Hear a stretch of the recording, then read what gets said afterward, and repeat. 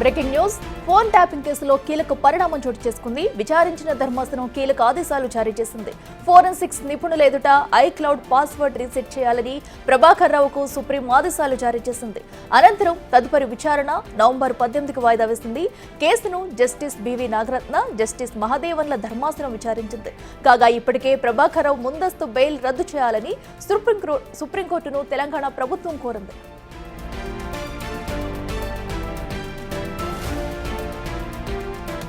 మరింత సమాచారం మా ప్రతినిధి శివ అందిస్తారే. శివ చెప్పండి, సో అటు ఫోన్ ట్యాపింగ్ కేసుకు సంబంధించి కూడా అటు కీలక ఆదేశాలు అయితే జారీ చేసింది. సో ఇప్పుడు అటు ఏం జరగబోయే అవకాశం కనిపిస్తుంది? ప్రభాకర్ రావును అయితే మరోసారి విచారించే ఛాన్స్ ఏమైనా ఉందనుకోవచ్చా?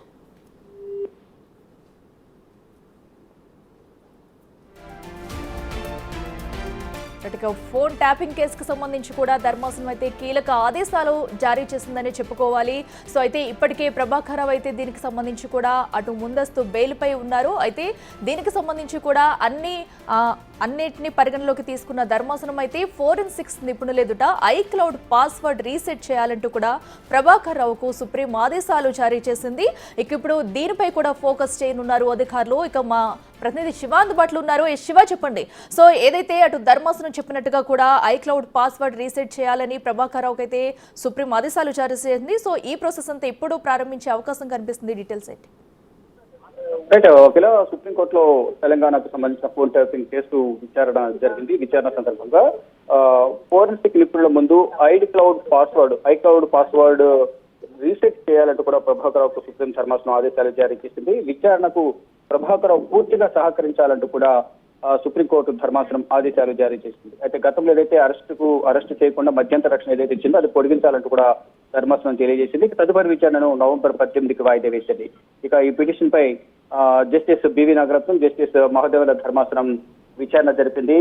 ఈ మాజీ ఇంటెలిజెన్స్ చీఫ్ ప్రభాకర్ రావు ముందస్తు బెయిల్ రద్దు చేయాలనేది ప్రధానంగా తెలంగాణ ప్రభుత్వం సుప్రీంకోర్టును ఆశ్రయించింది. విచారణకు సహకరించడం లేదు కాబట్టి విచారణ చేసే విధంగా ఆదేశాలు ఇవ్వాలి, బెయిల్ రద్దు చేయాలంటూ కూడా సుప్రీంకోర్టును ఆశ్రయించిన నేపథ్యంలో ఇటు ప్రభాకర్ తరపు న్యాయవాది కూడా విచారణకు అన్ని విధాలా సహకరిస్తూ ఉన్నారు.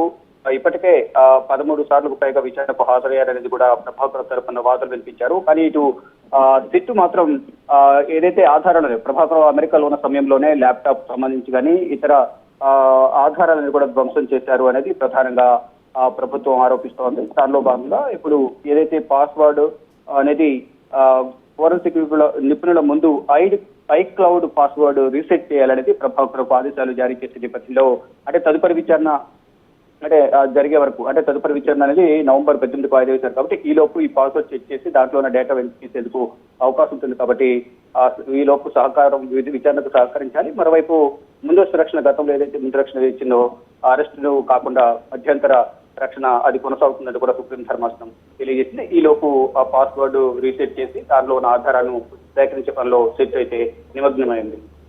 శివ, మరి ప్రభాకర్ అటు ఈ పాస్వర్డ్ రీసెట్ కి అయితే తను సహకరించే అవకాశం ఉంటుంది అనుకోవచ్చా? అండ్ అనంతరం కూడా కీలక విషయాలు బయటపడే ఛాన్స్ ఉంటుంది అనుకోవచ్చా?